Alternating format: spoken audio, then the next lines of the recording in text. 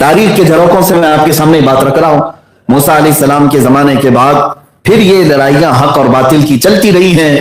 وہ زمانہ بھی آیا جب مکہ مکرمہ میں حضرت عبد المطلب خانہ کعبہ کے متولی تھے, خانہ کعبہ کے وہ ذمہ دار تھے. اس زمانے کی بات جب رسول پاک صلی اللہ تعالی علیہ وسلم کا ورود مسعود ابھی مکہ مکرمہ میں نہیں ہوا تھا, آپ کی ولادت پاک ابھی نہیں ہوئی تھی. اس زمانے میں ہوا یہ تھا کہ ایک یمن کا بادشاہ ابرہا, جس کو یہ حسد ہو گیا اللہ کے گھر سے, خانہ کعبہ کے پاس لوگ دور دراز سے آتے ہیں, طواف کرتے ہیں. یہ ہر زمانے میں ہوتا رہا, ایسا نہیں کہ اسی زمانے میں. آدم علیہ السلام سے خانہ کعبہ کا طواف چل رہا ہے, ہر زمانے میں سارے انبیاء کرام بھی وہاں پہنچتے رہے. تو ابرہا نے یہ کہا کیوں نہ میں یمن میں اس سے بہتر کعبہ بنا لوں. وہ جا کر کے یمن میں بہت خوبصورت اچھی عمارت بنایا اور اس کو کعبے کا نام دیا, اور اس نے لوگوں کو بلایا کہ اب مکہ والے کعبہ میں جانے کی بجائے یمن والے کعبے میں آؤ. حسد کی بنیاد پر اس نے ایک دوسرا کعبہ بنا ڈالا.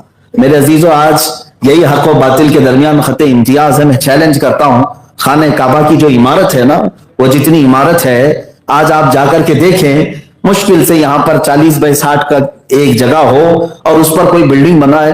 میرے اندازے کے مطابق ہمارے ہاں بلڈنگ بنانے میں جتنا خرچہ آتا ہے اس سے بھی کم خرچہ آئے گا ایک 4 کونے والی عمارت بنانے میں. بس خانہ کعبہ میں کیا بنانا ہے, کوئی روم نہیں بنانا ہے, کوئی بالکنی نہیں بنانا ہے, چوکور ایک عمارت بنانی ہے. تو پھر ان سب سے ہم کہتے ہیں تم بھی ٹرائی کر کے دیکھ, کیوں نہیں لیتے؟ ویسے ہی 4 کونے والی ایک عمارت بنا دیتے. چند لاکھ روپے ہی کا تو خرچہ ہے, لیکن کوئی بنا نہیں سکا. میرے عزیزو, حق و باطل کے درمیان خط امتیاز یہی ہے, بلڈنگیں ویسی لاکھوں بنائی جا سکتی ہیں, لیکن لوگوں کے دلوں کو کون اس طرف کھینچ سکتا ہے؟ کشش کہاں سے لا سکیں گے ہم؟ جو خانہ کعبہ کے اندر ہے وہ ہر ایک عمارت کے اندر نہیں آ سکتی. ابرہا نے بنا تو لیا یمن میں, اور لوگوں کو دعوت بھی دی پیسے دے کر کے.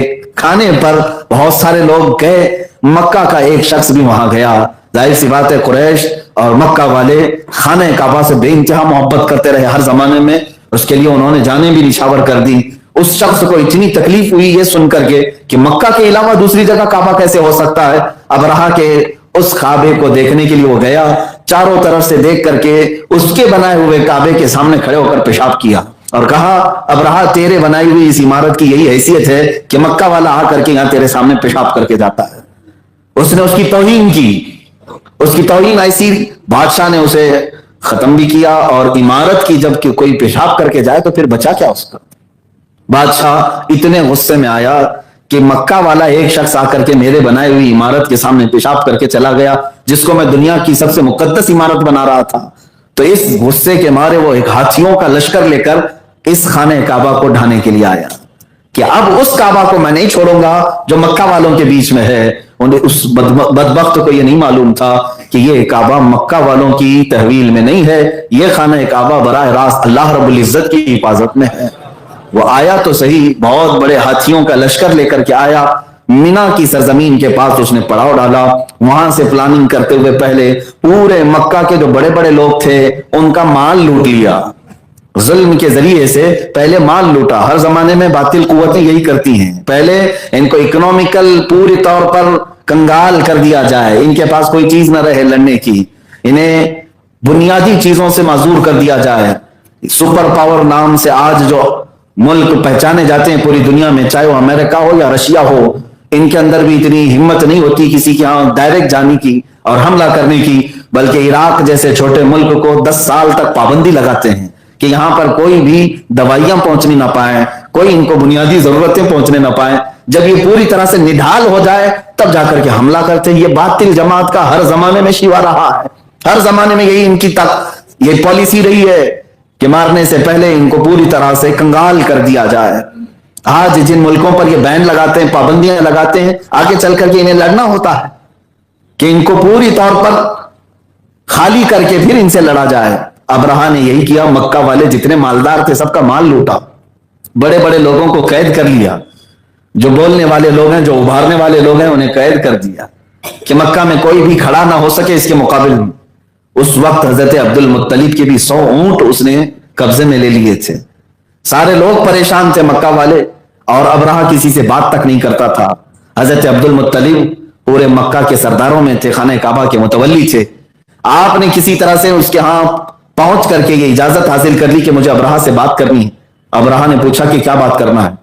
हजरत अब्दुल मुत्तलिब चूंकि पूरे मक्का के सरदार थे, उसने यही सोचा कि ये आए होंगे मुझसे मिन्नत समाजत करेंगे कि जंग ना करो, खाने काबा को ना ढाओ। उसने इजाजत दी अपने पास आने की। हजरत अब्दुल मुत्तलिब निहायत ही अपने इज्जत व वखार के साथ हाजिर हुए और कहा, मैं आपके पास आया हूं, मेरे 100 ऊंट जो तूने कब्जा किए हैं वो मुझे वापस कर दे। अबराहा ने कहा कि तुझे से आदमी को कौन सरदार बनाया है? मक्का के और खाने काबा का सरदार तुझे बनाया? मैं किस लिए आया हूं तुझे पता है? कहा मुझे पता है, तू खाने काबा को ढाने के लिए आया, हमला करने के लिए आया, मक्का को तबाह बर्बाद करने के लिए आया है। तो फिर अबराहा ने कहा, सरदार तू है, तू पहले ये रिक्वेस्ट करता कि मक्का पर हमला ना करें, तू तो अपने ऊंटों की बात करने आया। हजरत अब्दुल मुत्तलिब ने फरमाया कि अबराहा, ऊंटों का मालिक मैं हूं, वो मेरी मिल्कियत में है, खाने काबा का मालिक जो है वो तुझे देख लेगा। हक और बातिल के दरमियान यही खत इम्तियाज है, अल्लाह की जात पर तवक्कुल और यकीन। आखिर वक्त तक अबराहा ने उन्हें उनके ऊंट वापस किए और वापस चले गए। अब जो हालात हैं, जो रिवायात बताती हैं, दूसरे दिन उसने अपने हाथियों को दौड़ाया। हाथी किसी सूरत मक्का की तरफ जाने को तैयार नहीं, यहां तक कि जंजीरों में बांध करके हाथियों को खींचा गया, उनको भाले और नेजे मारे गए। हाथी, एक भी हाथी खाने काबा की तरफ जाने को तैयार नहीं, और किसी भी तरह से हमला करने को कोई हाथी खड़ा नहीं हो रहा है। और किसी न किसी तरह से हाथियों को तैयार किया गया, और फिर जब खाने काबा की तरफ बढ़ाया गया, तब फिर अल्लाह रब्बुल इज्जत की तरफ से वो फैसला आया जो हक और बातिल के दरमियान फर्क कर देता है।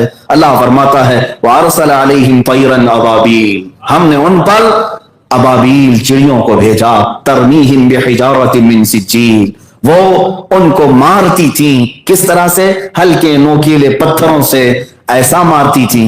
3-3 कंकरियां हर अबाबील ने उन पर गिराई, और एक कंकरी जब किसी हाथी पर गिरती तो उस हाथी का पेट फट जाता और आग लग जाती थी। उन कंकरियों में क्या ताकत थी, कौन सी कुव्वत थी?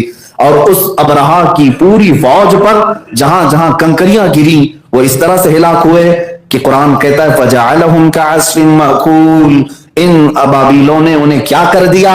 ऐसे कर दिया जैसे कोई मुर्गी को खा करके छोड़ा हुआ है, यानी पूरे पर छील लिए हों, गोश्त खा चुके हों। इस पूरी फौज का ये हाल था कि इनकी हाथियों की हड्डियां दिखने लग गई और इनकी खोपड़ियां बिखर गई। अल्लाह रब्बुल इज्जत ने चंद सातों में इस पूरी बातिल जमात को तहस नहस फरमाया। ये पूरा सूरह अलम तरा कैफ फअल रब्बुका बिअस्हाबिल फील, सूरह फील पढ़े आपको समझ में आएगा। वो निकला था हरम काबा को खत्म करने के लिए, और बज़ाहिर अल्लाह रब्बुल इज्जत ने इंसानों की जमात से उनका मुकाबला नहीं करवाया, बल्कि हल्की छोटी चिड़ियों को भेजकर बातिल को उनकी औकात याद दिलाई। मेरे अजीजों, यही चीज अल्लाह रब्बुल इज्जत के कवानीन में और उसके दस्तूर में हमें नजर आती है कि जब जब हक और बातिल का टकराव होता रहा है, बसा औकात अल्लाह बहुत छोटी सी ताकतों से बातिल को हमेशा के लिए खत्म फरमाता है। वो रब्बे जुल जलाल है जो नमरूद को मच्छर से हिलाक फरमाता है। वो रब्बे जुल जलाल है जो फिरौन को पानी से हिलाक करता है। वो रब्बे जुल जलाल है जो अबरहा को हल्की हल्की कंकरियों से, अबाबील से हिलाक करता है। वही रब्बे जुल जलाल है जो अबू जहल के गुरूर को छोटे बच्चे मुआज और मुआविज से खत्म फरमाता है। हक और बातिल के टकराव में अल्लाह रब्बुल इज्जत का कानून भी है कि वो बातिल को उनकी ताकत और उनकी कुव्वत के एतबार से इतनी बड़ी चीज से मुकाबला नहीं कर पाता। अल्लाह ताला बहुत हल्की चीजों से उनका खात्मा फरमाता है।